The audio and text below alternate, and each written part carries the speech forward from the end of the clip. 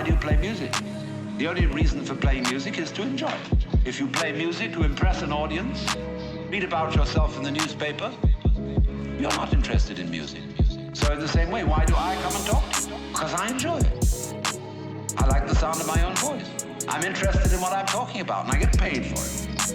And that's smart in this life, to get paid for what you enjoy. So here's the situation, you see. The whole idea of self-improvement is a will-o'-the-wisp and a hoax. That's not what it's about. Let's begin where we are.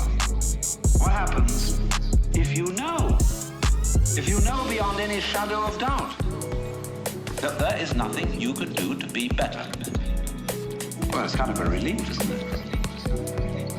You say, well, now what will I do? Because we're so used to making things better. Leave the world a better place than when you found it, sort of thing. I want to be of service to other people and all the dreadfully hazy ideas.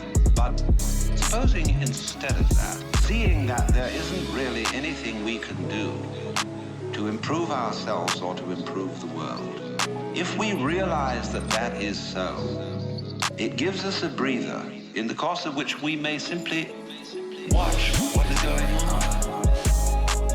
Watch what happens. Nobody ever does this.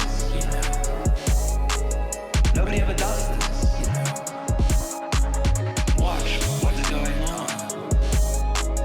Watch what happens. Nobody ever does this. Nobody ever does this. Therefore, it sounds terribly simple. It sounds so simple that it almost looks as if it isn't worth doing. Have you ever just watched? Watch what's happening and watch what you are doing by way of reaction to it. Just watch it happen. And don't be in a hurry to think you know what it is. In other words, people look, say, oh, that's the external world. Oh? How do you know? The whole thing, from a neurological point of view, is happening in your head. That you think there is something outside the skull is a notion in your nervous system. There may or may not be. But it's a notion in your nervous system. You think this is the material world. Well, that's somebody's philosophical idea. You think it's spiritual. That too is somebody's philosophical idea. This real world is not spiritual.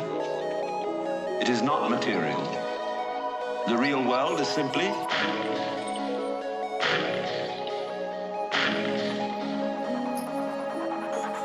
so could we look at things in that way? Without fixing labels, names, and gradations and judgments on everything?